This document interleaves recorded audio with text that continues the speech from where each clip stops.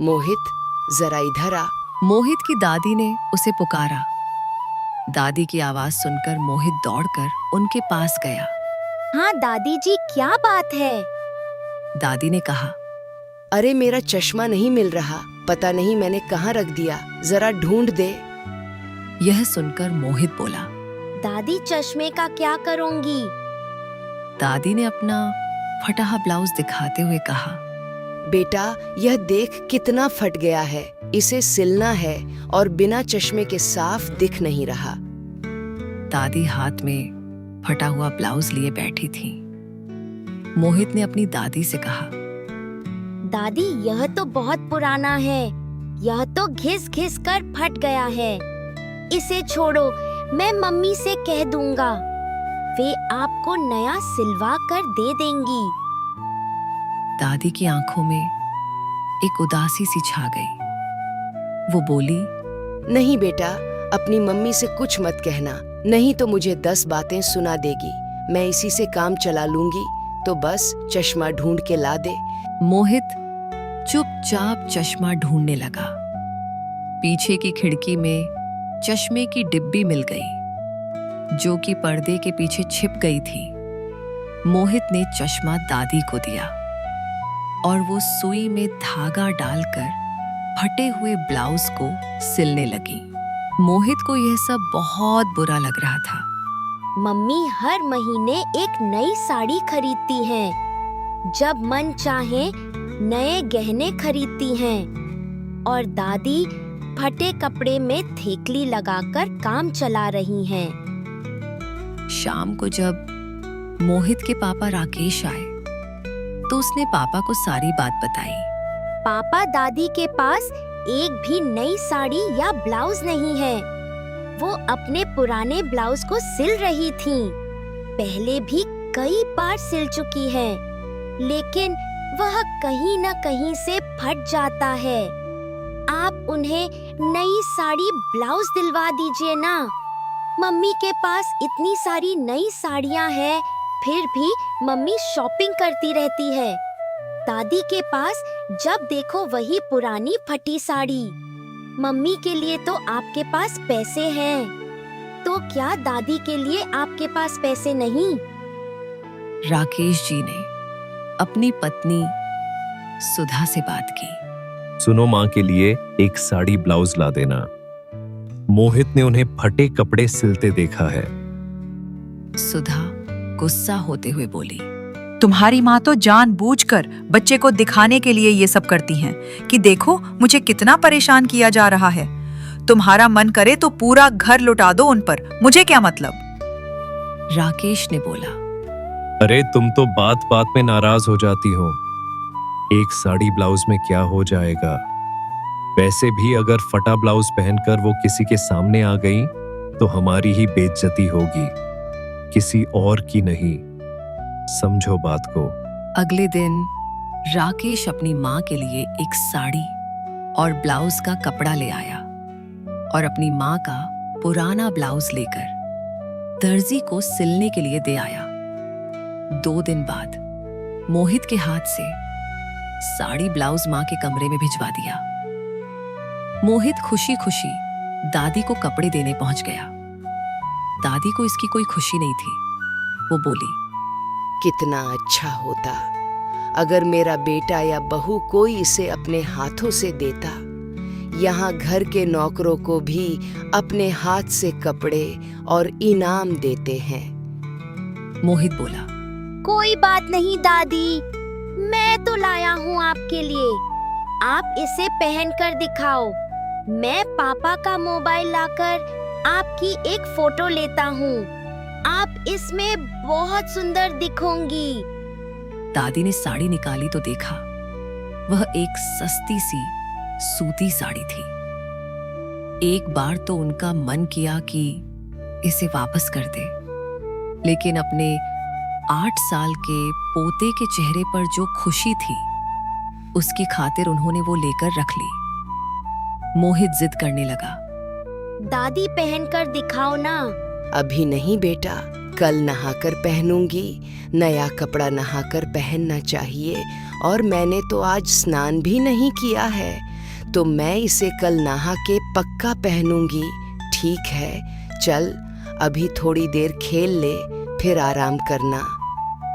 मोहित कुछ देर दादी के पास ही खेलता रहा और थोड़ी देर बाद उनके पास ही सो गया। कुछ देर में सुधा मोहित को लेने आई।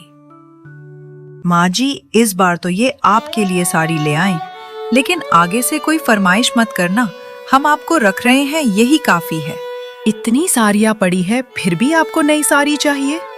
ऊपर से हमारे छोटे से बच्चे के सामने पता नहीं क्या नाटक करती रहती है, जैसे हम आपको कितना ही दुखी करते होंगे। इतना ध्यान रखते हैं मेरे पति आपका, फिर भी आपको एक अबला नारी बनना है। आज के बाद मेरे बच्चे के सामने ये नौटंकी मत करना। पता नहीं क्या क्या सिखाती रहती है मेरे बच्चे को। बहू, ऐसा क्यों कह रही हो? मैंने तुमसे कोई साड़ी नहीं मांगी थी। ले जाओ अपनी साड़ी, मैं जैसे तैसे काम चला लूंगी। मेरे पास पुरानी साड़ियाँ पड़ी हैं, मैं उन्हें ही पहन लूंगी। इस बात को सुनकर सुधा को और गुस्सा आ गया। पहले तो आप नाटक करती हैं, अब नखरे दिखा रही हैं। अब ये साड़ी वापस ले जाऊंगी तो घर में क्लेश हो जाएगा। आप ही रखिए इसे। सुधा के जाने के बाद दादी रोने लगी। एक समय था जब उनके पति मोहित के दादा जिंदा थे। तब हमेशा बनारसी साड़ी पहनती थी, सज संवर कर रहती थी। घर का सारा काम नौकर चाकर करते थे। उनके मरते ही सारा व्यापार राकेश के हाथों में चला गया। तब से उनके बुरे दिन शुरू हो गए। अगले दिन मोहित की जिद पर दादी ने नई साड़ी पहनी, जिसे पहनने का उनका बिल्कुल मन नहीं था। उसके बाद दादी मोहित को लेकर मंदिर गई। वहां से दादी वापस आ रही थी। तभी उनकी बचपन की सहेली आभा मिल गई। कैसी है बहन? आज तो नई साड़ी में बड़ी अच्छी लग रही है। दादी आभा के साथ मंदिर की सीढ़ियों पर बैठ गई। मोहित पास ही में बच्चों के साथ खेल रहा था। दादी ने कल की सारी बात आभा को बता दी। मेरा अब उस घर में रहने का मन नहीं करता। अपने ही घर में पराये जैसा महसूस होता है। बहू और बेटा भी ढंग से बात नहीं करते, ना किसी चीज के लिए पूछते हैं। बस अपने पोते के लिए जैसे तैसे सब सहन कर लेती हूँ। आभा बहुत ही ध्यान से उनकी बातें सुन रही थी। दादी की बातें सुनकर उसे बहुत बुरा लगा। तू तो बेकार में घर गृहस्थी में पड़ी है। इतनी बेइज्जती कराने से अच्छा है मेरे साथ चल। मैं वृद्धाश्रम में रहती हूँ, पूरे मान सम्मान के साथ। वहाँ सभी का आदर सम्मान होता है। हर महीने कोई न कोई आकर कपड़े, खाने का सामान, दवाइयाँ देकर चला जाता है। हमारे जैसे बहुत से लोग हैं। बात तो तेरी सही है।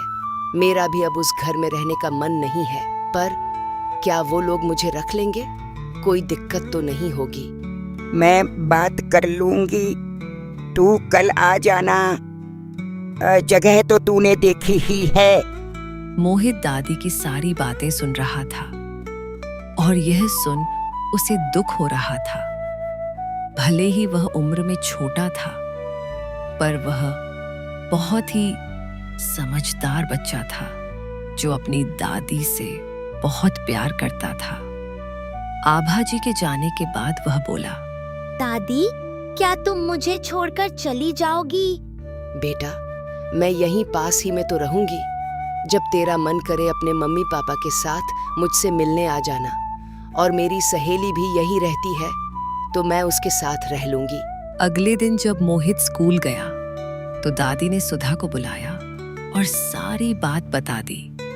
मुझे आज मेरी बचपन की सहेली आभा मिली थी। वो यहीं पास के वृद्धाश्रम में रहती है, तो मैं सोच रही थी कि मैं भी वहीं रहने चली जाऊं उसके साथ। सुधा मन ही मन यह सुनकर बहुत खुश हो रही थी। मानो उसके सर से बला टली। सुधा बोली। जैसी आपकी इच्छा। दादी अपना सामान लेकर वृद्धाश्रम पहुंच गई। दोपहर को जब मोहित आया तो अब वह दादी को उनके कमरे में ढूंढने लगा और आवाज देने लगा। दादी अपने कमरे में नहीं थी, तो उसने रसोई में जाकर अपनी मम्मी से पूछा, मम्मी, दादी कहाँ है? कहीं भी दिखाई नहीं दे रही। तेरी दादी अपनी मर्जी से वृद्धाश्रम में रहने गई है। अच्छा ही है। वैसे भी वो बस घर में बैठी रहती थी, कुछ काम तो करती थी नहीं। शाम को जब राकेश घर आया तो सुधा ने उसे सारी बात बता दी, लेकिन मां के जाने से उन्हें भी कोई फर्क नहीं पड़ा। लेकिन मोहित बहुत उदास रहने लगा। कई दिन बीत गए। मोहित ना ढंग से खाना खाता था, न खेलता था, बस दादी के कमरे में लेटा रहता और दादी को याद किया करता था। एक दिन वह दादी से मिलने की जिद करने लगा। हार कर राकेश और सुधा मोहित को लेकर दादी से मिलने पहुंचे। दादी से मिलकर मोहित बहुत खुश हुआ। फिर वह दादी के साथ मैनेजर के कमरे में गया। राकेश और सुधा भी पीछे पीछे पहुंच गए। वह मैनेजर से बोला, क्या मैं भी यहाँ अपनी दादी के साथ रह सकता हूँ? मैनेजर बोला, नहीं बेटा, यहाँ वही रहते हैं जिन्हें उनके घर वाले निकाल देते हैं। आपको यहाँ क्यों रहना है? आपके तो माता पिता है। तो फिर आप मेरे मम्मी पापा को रख लीजिए। दादी को मैं अपने साथ ले जाता हूँ। वैसे भी बड़े होकर मैं इन्हें घर से निकाल दूंगा, क्योंकि ये मेरी दादी को अपने साथ नहीं रखना चाहते हैं और ये दादी को परेशान भी करते हैं। मुझे मेरी दादी चाहिए। ये सुनकर राकेश और सुधा को गहरा धक्का लगा। उन्हें एहसास हुआ कि वह कितनी बड़ी गलती कर रहे थे। राकेश हाथ जोड़कर अपनी माँ से माफी मांगने लगा। माँ, मुझे माफ कर दो। मेरे बेटे ने मेरी आंखें खोल दी। मैं तो बेटा कहलाने के लायक भी नहीं हूं। हमने आपका कभी ध्यान नहीं रखा, आपके साथ परायों जैसा व्यवहार किया। इतना बड़ा पाप हो गया मुझसे। जिसने घर की नींव रखी थी उसी को बेघर तर कर दिया और वृद्धाश्रम में रहने को मजबूर कर दिया। कैसा अभागा बेटा हूं मैं। मां के होते हुए भी मां की कदर नहीं की। मुझे माफ कर दीजिए। मुझे मेरी गलती का एहसास हो गया है और मैं आपसे क्षमा मांगता हूं। अगर आज मेरा बेटा हमारी आंखें न खोलता तो हमें हमारी गलती का कभी एहसास ही नहीं होता। सुधा भी अपनी सास से माफी मांगने लगी और सिसक सिसक कर रोने लगी। राकेश अपनी माँ को घर ले आया। मोहित ये सब देखकर बहुत खुश रहने लगा। अब जाकर इतने दिनों के बाद उसे अपनी दादी की गोद में सुकून मिला। सुधा भी अब उनकी जी जान से सेवा करने लगी। ये कहानी हमें ये सिखाती है कि कभी-कभी बच्चों की मासूम बातें वो सच्चाई दिखा देती हैं, जिसे बड़े समझकर भी नजरअंदाज कर देते हैं। जिन माता पिता ने हमें चलना सिखाया, अगर हम उन्हें ही अकेला छोड़ दें तो ये सिर्फ उनकी नहीं, हमारी हार होती है।